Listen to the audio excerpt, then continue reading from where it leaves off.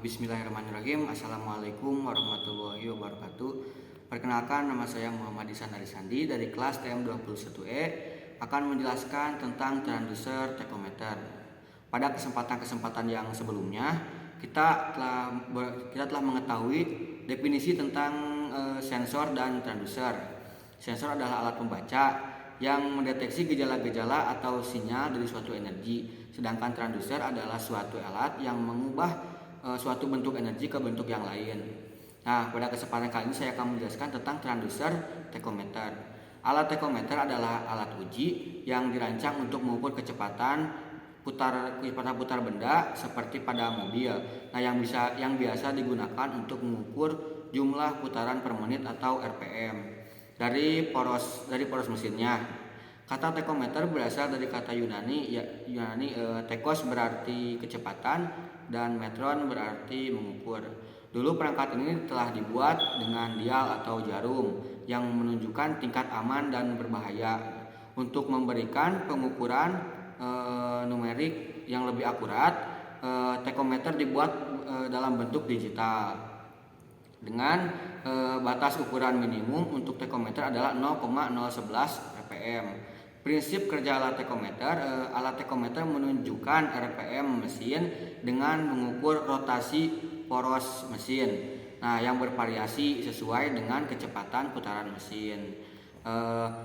Arus listrik yang dihasilkan ini kemudian dikonversi dalam RPM.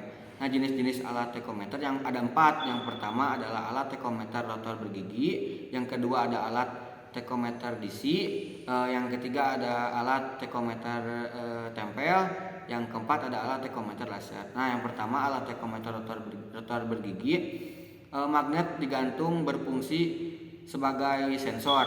Cara kerjanya adalah rotor berputar, kemudian bagian rotor yang bergigi akan diukur.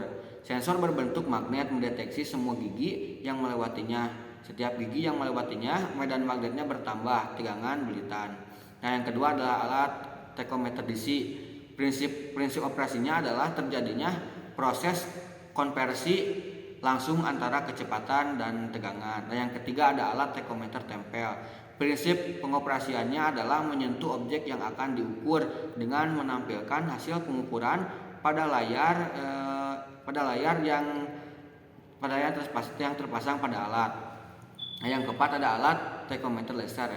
Tipe ini memungkinkan pengukuran dari jarak jauh. Tachometer laser bekerja dengan sensor cahaya yang sangat sensitif dengan elemen berputar. Elemen berputar yang mengukur kecepatan di mana cahaya dipantulkan dan dikembalikan.